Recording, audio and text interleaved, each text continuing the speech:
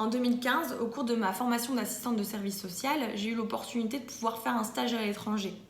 J'avais envie de découvrir la problématique des violences conjugales. Donc je suis partie pendant 6 mois dans une maison d'aide et d'hébergement pour femmes et enfants victimes de violences conjugales qui s'appelle La Bouée à Lac-Mégantic au Québec. Pendant presque un mois, j'ai étudié ce qu'est la violence conjugale, donc les différentes formes de violence, le cycle, les conséquences, mais aussi les mécanismes de l'emprise. Je sentais que ça réveillait quelque chose en moi, mais je ne savais pas quoi. Ensuite, j'ai participé à des groupes de parole avec des femmes qui étaient hébergées et le fait d'entendre leur parcours de vie et leurs témoignages tout de suite m'a fait comprendre à quel moment de ma vie ça me renvoyait. Donc j'ai pris le temps avec Karine Gosselin, qui était ma référente de stage, de revenir sur ma première relation amoureuse avec Léo.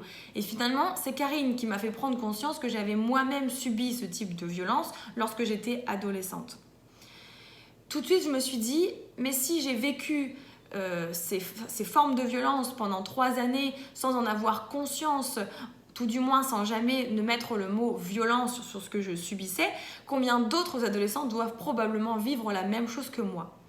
Dans mon livre C'est pas ça l'amour, je partage mon témoignage. Je partage mon histoire parce que je pense que c'est important de pouvoir expliquer aux adolescents que ce n'est pas ça l'amour et qu'il ne peut pas y avoir de violence dans une relation.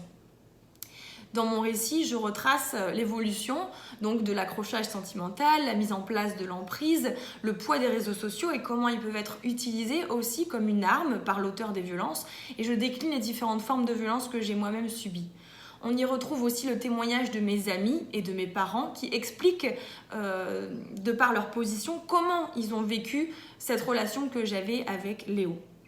En partageant mon témoignage, effectivement, j'ose dire ce que j'ai subi, mais j'espère surtout que ça pourra permettre autant aux adolescents qu'aux professionnels, qu'aux familles, aux amis, aux proches, de mieux comprendre comment cette violence elle se manifeste dans les couples adolescents et peut-être aussi de pouvoir aider des adolescents à mieux comprendre ce qu'ils subissent ou ce qu'ils exercent comme type de violence.